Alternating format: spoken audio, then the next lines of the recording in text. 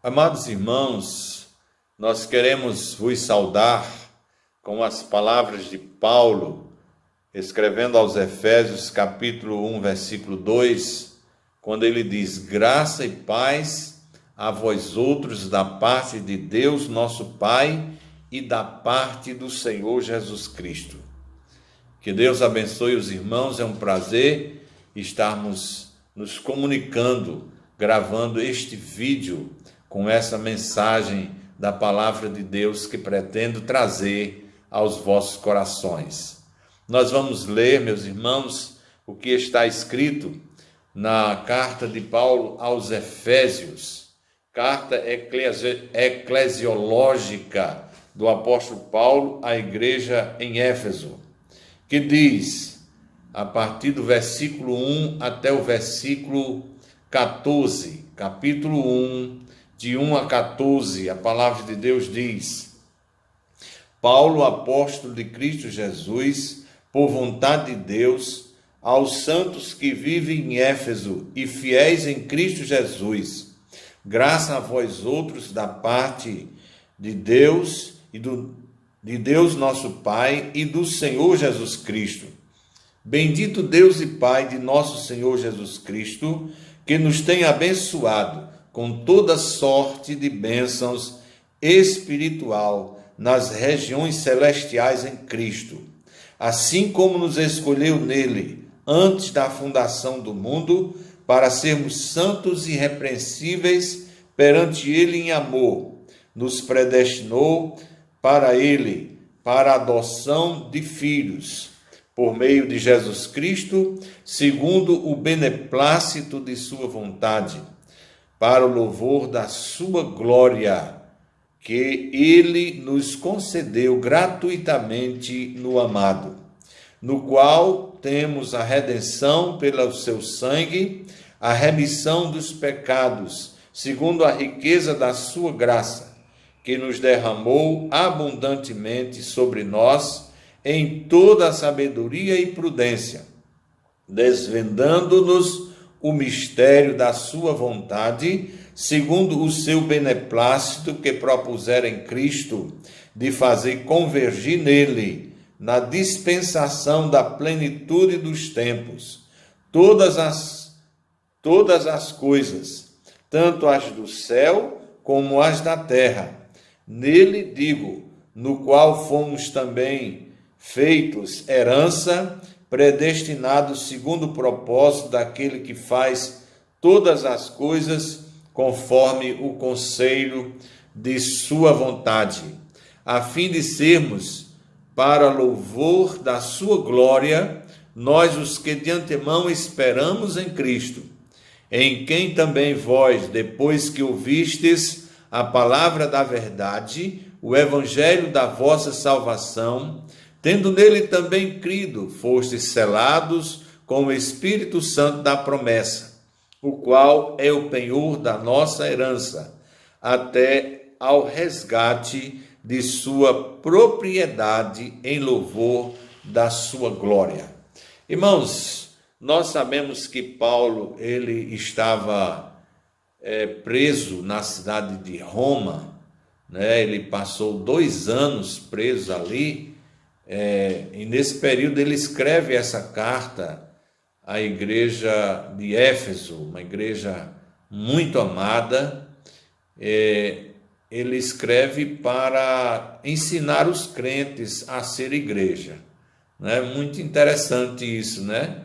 Ensinar a igreja a ser igreja, né? O que é que nós pensamos, irmãos, sobre o que é ser igreja? Ser igreja não é somente frequentar uma reunião, se encontrar com um grupo de irmãos, né? Ser igreja não é isso, não é só frequentar. Porém, quem é igreja frequenta a igreja, não é? Nós também não podemos achar que podemos ser igreja sem frequentar a igreja. Então, isso, meus irmãos, é uma coisa muito interessante. Ser igreja não é participar de programações festivas somente, né?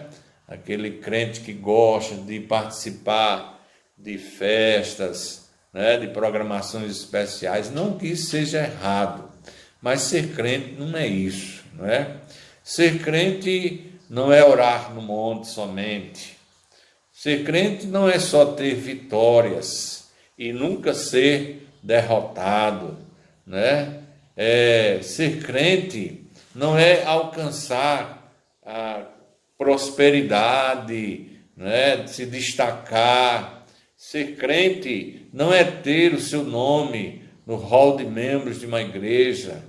Não, ser crente não é ocupar cargos de destaque na igreja, chamar a atenção. Não é isso que é ser crente. Ser crente é muito mais do que isso.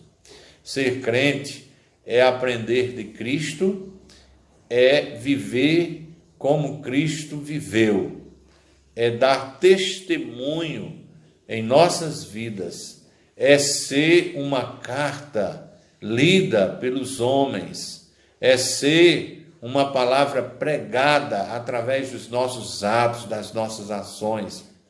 Então, meus irmãos, há uma série de coisas que nós podemos dizer sobre o que é, né, o que não é ser igreja.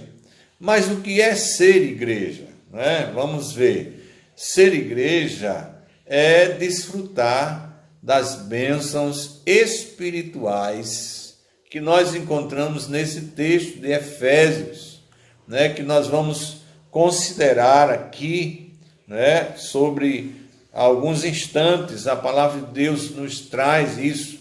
Então, ser crente é desfrutar essas bênçãos.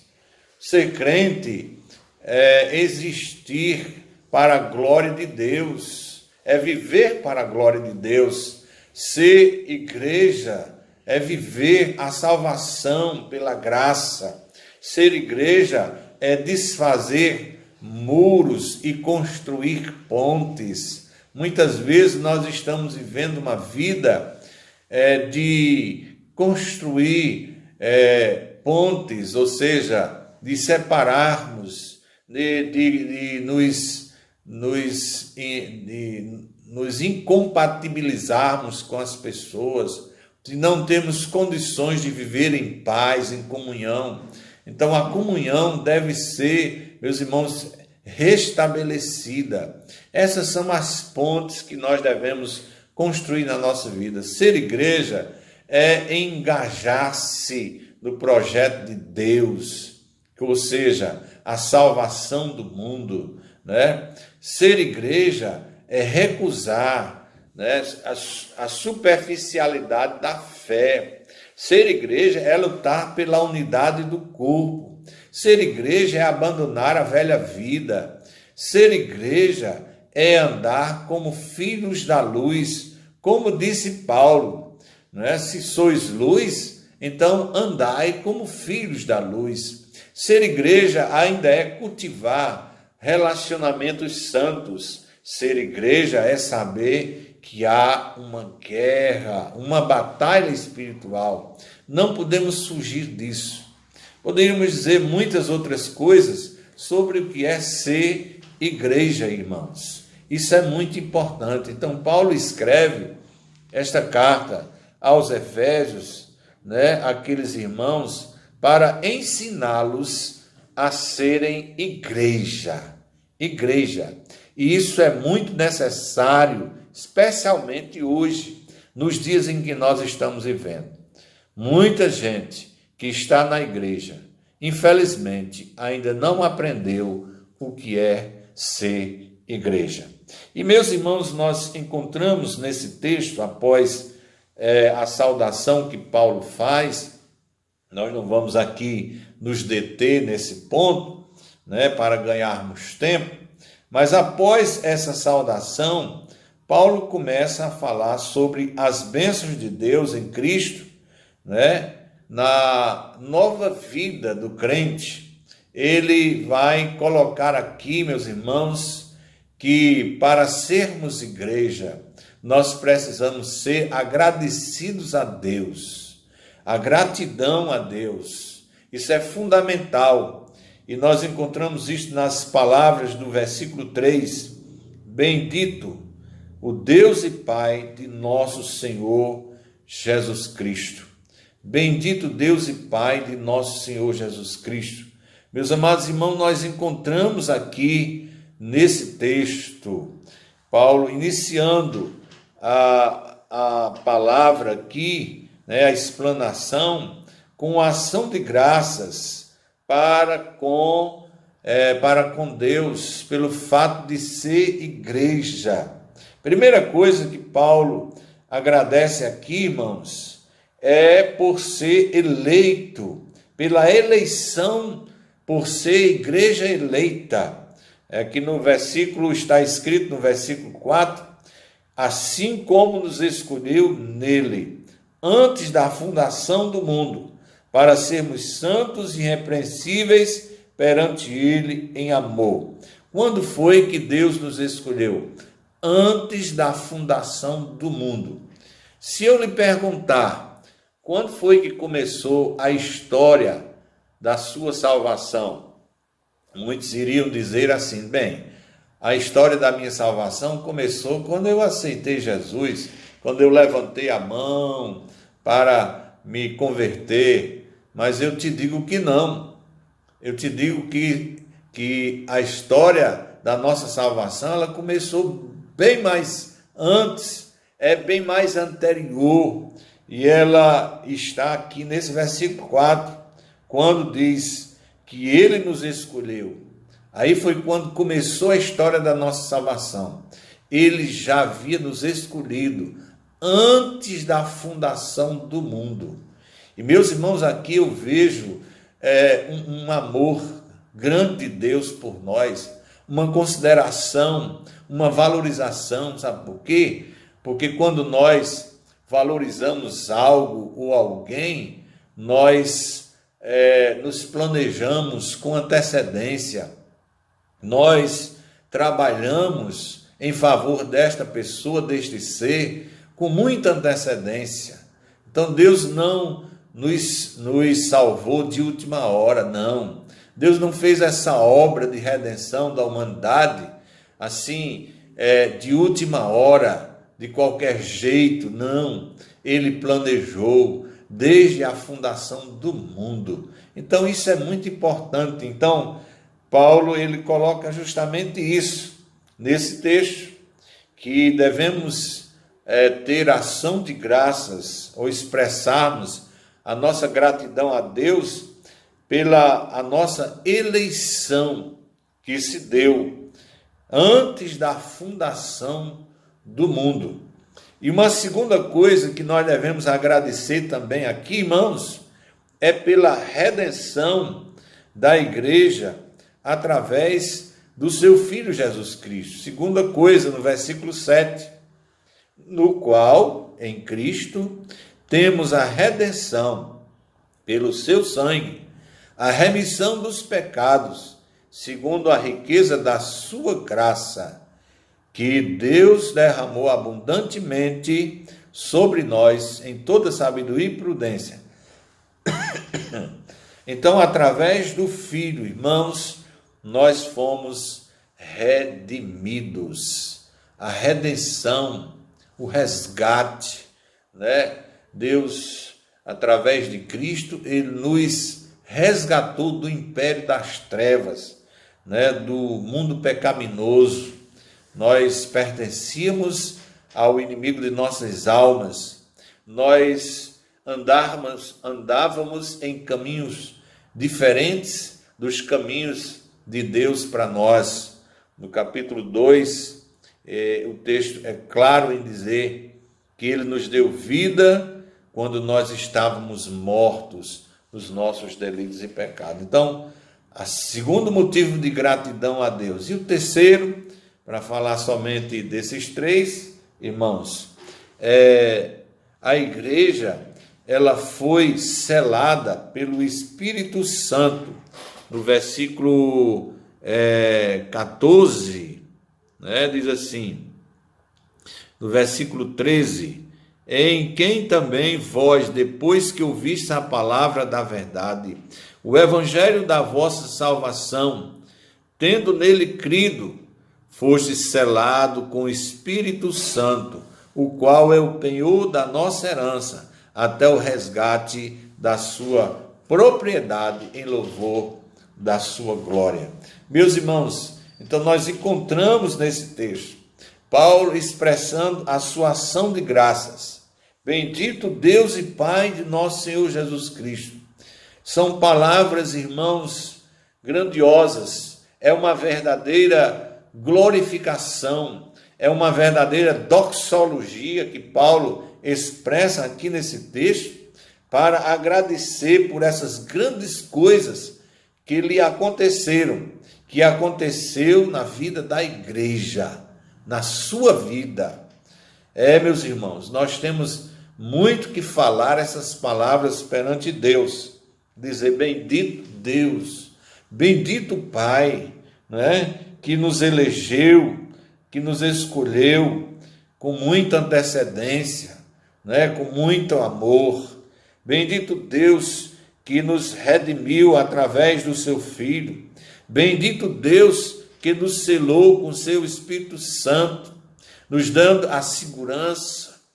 Meus irmãos, nós não temos dúvida alguma de que nós estamos nele, que nós somos dele, vivemos para ele, né? Que nós iremos morar com ele. A igreja, essa comunidade maravilhosa, é esse povo lavado, remido no sangue do Cordeiro. Você é especial, você é amado de Deus, você é alguém que está no coração de Deus, que Deus lhe ama, que Deus continua velando por você, Deus continua pronto a te ajudar, pronto a te dar vitória, em nome de Jesus.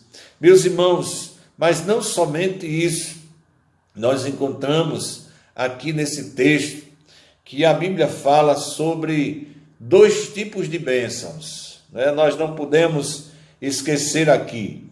Bendito Deus e Pai de nosso Senhor Jesus Cristo, que nos tem abençoado com toda sorte de bênçãos espirituais nas regiões celestiais em Cristo.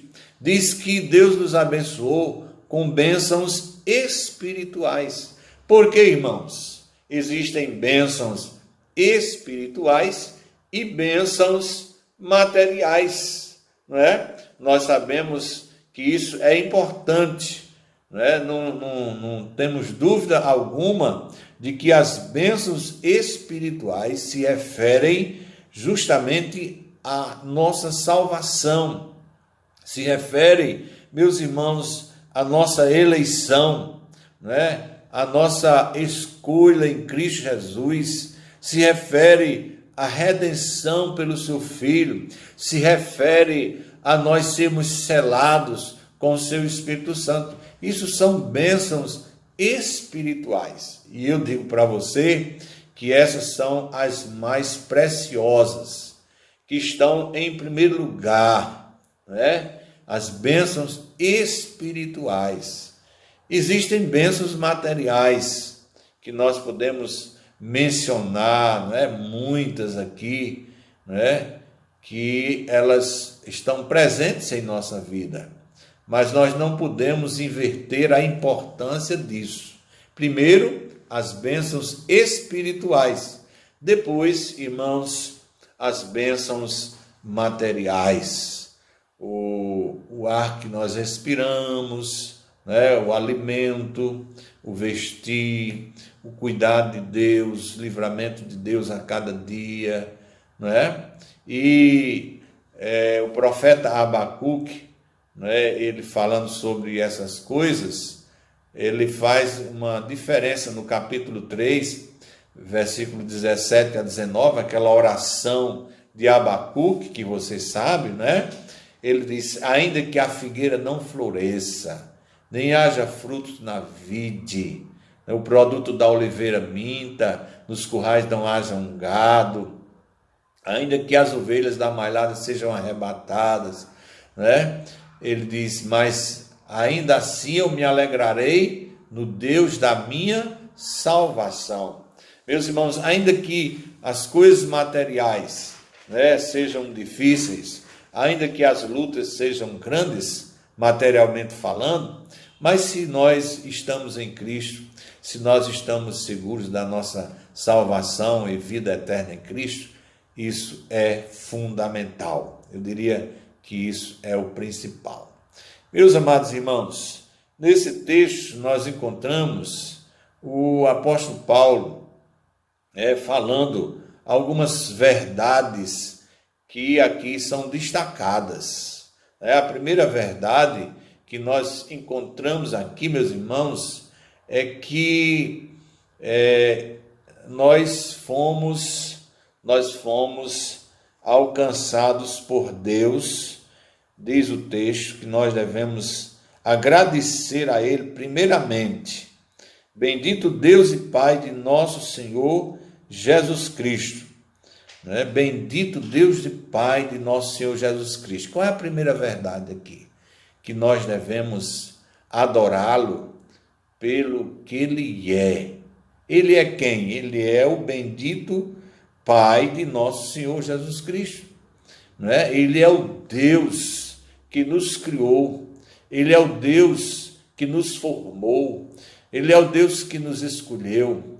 Ele é aquele que é o que é. Ele é o eu sou. Ele é o Deus dos grandes atributos, que não são comunicáveis aos homens, que são exclusivos dele. Ele é o Todo-Poderoso, ele é onipresente, onisciente, onipotente. Então, esse texto, no versículo 3, especialmente, Paulo fala que nós devemos a adoração, exaltação a Deus, primeiramente, pelo que Ele é. Meus irmãos, pelo que Ele é. Não primeiramente pelo que Ele faz. Claro que aqui o texto vai falar daquilo que Ele faz, mas primeiramente nós devemos ter em mente que nós devemos adorá-lo. O nosso Deus e Pai de nosso Senhor Jesus Cristo, pelo que Ele é.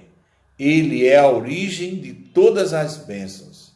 Ele é o Senhor de todas as coisas, aquele que nos criou e que nos sustenta. Não esqueça disso. Adore a Deus primeiramente pelo que Ele é. Segundo, pelo que Ele faz. O texto, versículo 3, ele não para, ele continua. Que nos tem abençoado com toda sorte de bênçãos espirituais nas regiões celestiais em Cristo. Então aqui é pelo que Ele faz também. Pelo que Ele é, Ele é o Pai de nosso Senhor Jesus Cristo.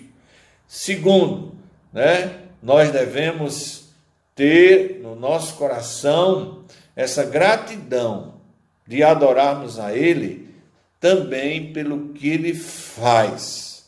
É isso que está escrito no versículo 3,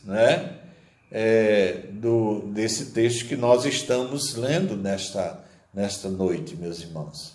Em terceiro lugar, nós ainda vemos aqui que nós temos dele as bênçãos. Nós as recebemos por meio de Cristo. Devemos ter consciência de que nada absolutamente vem de outro ser ou de outra fonte a não ser de Cristo Jesus. Somente o Senhor Jesus Cristo é Ele que nos abençoa. Fora de Cristo não há, meus irmãos, bênção espiritual ou material, seja de que espécie for. Toda graça da salvação nos é dada em Cristo, meus irmãos? E também as bênçãos materiais. Então, essas três coisas nós não devemos esquecer jamais. Adorar a Deus pelo que Ele é. Segundo, adorar a Deus pelo que Ele faz. Terceiro, saber que todas as coisas vêm dEle. O texto aqui deixa muito claro que tudo é dele, para Ele, por meio dEle, a honra e a glória, tudo é para o Senhor. Meus irmãos, que nós estejamos, refletindo sobre isso. Nunca esqueçamos isso, irmãos. Isso é o que Paulo está iniciando aqui sobre o que é ser igreja, sobre os privilégios de ser igreja. E isso nos faz lembrar também aquilo que está escrito lá em 1 Pedro 2, de 9 a 10, quando o apóstolo Pedro, falando sobre a igreja, meus irmãos, sobre aquilo que Deus fez na nossa vida, eu vou ler aqui para os irmãos, 1 Pedro 2, 9 e 10 diz: Vós, porém, está se referindo à igreja, vós, porém, sois raça eleita, sacerdócio real, nação santa, povo de propriedade exclusiva de Deus, a fim de proclamardes as virtudes daquele que vos chamou das trevas para a sua maravilhosa luz. Vós sim, que antes não erais povo, mas agora sois povo de Deus, que não tinhas alcançado misericórdia, mas agora alcançaste misericórdia. Meus irmãos, veja aqui algumas marcas, algumas qualidades que o Senhor nos deu, que o Senhor nos ofereceu a partir do momento em que nós somos ou nos tornamos a sua igreja. A igreja, irmãos, tem privilégios. E aqui está os privilégios. Ela é eleita, ou seja, raça eleita. Nós não estamos pleiteando uma eleição. A eleição, meus irmãos, não é algo futuro, mas é algo passado. É algo que nós estamos vivendo. É algo que nós continuaremos a desfrutar. Você é um eleito, meu irmão. Você é alguém especial. Pense nisso. Nesses momentos difíceis, de lutas, que tem vindo sobre nós, medos, apreensões, que nós temos vivido dilemas, nós temos estado preocupados com muitas coisas, ansiosos por aquilo que vai acontecer. Meus amados irmãos, nós somos dele, nós estamos vivendo para ele, nós somos igreja privilegiada, nós somos um povo especial, que fomos lavados e remidos no sangue do Cordeiro. Pense nisso, meus irmãos. É isso que eu gostaria de deixar para os irmãos nesta ocasião, através da palavra de Deus. E o texto continua dizendo: nós somos raça eleita, nós somos sacerdócio real. O sacerdote é aquele que ocupa uma posição especial entre Deus e o povo, entre Deus e essa geração. A igreja do Senhor, ao contrário do que nós muitas vezes pensamos, nós devemos, irmãos, sermos instrumentos de Deus para abençoar aqueles que não conhecem a Deus. Há muita gente por aí que está precisando da igreja, que está precisando de nós, e nós não podemos, irmãos, nos perdermos, ou nós não podemos nos determos nos nossos próprios embaraços, ao invés de estarmos ajudando a comunidade onde nós estamos colocados. Deus quer ver em nós essa nação, essa raça eleita, esse sacerdócio real, representante de Deus, embaixador em nome de Deus, levando a palavra de Deus. E diz o texto: nós somos nação santa. Santa. Santa, irmão, não é perfeito, não. Santo não é ser perfeito, mas santo é estar separado, destinado para a glória de Deus, para sermos instrumentos de Deus. Então nós somos nação santa, somos povo de propriedade exclusiva de Deus. Essa palavra exclusiva, irmãos, impõe sobre nós algo muito forte. Ser exclusivo é ser somente dele. Né? Ser exclusivo é viver somente para ele, é andar no caminho dele. Não é estar um pé no mundo da igreja, acender uma vela para Deus, outra para o diabo, de forma alguma, irmão, mas nós somos só de Deus, exclusivamente, é isso que quer dizer, a fim de proclamarmos. Agora nós temos aqui, meus irmãos, uma missão, para finalizar, nós não queremos ser demorados demais, então o texto diz que nós temos uma missão. E qual é esta missão, pastor? É a missão de proclamarmos as virtudes daquele que nos chamou das trevas para a sua maravilhosa luz. Nós temos, irmãos, essa missão de proclamarmos as virtudes. Muitas vezes, irmãos, nós achamos que essa missão está ligada unicamente a pregar, a fazer uma pregação, a sair e a fazer cultos de evangelização, grandes pregações, grandes cruzadas. Não. No dia a dia da gente, a gente prega a palavra e a gente cumpre essa missão.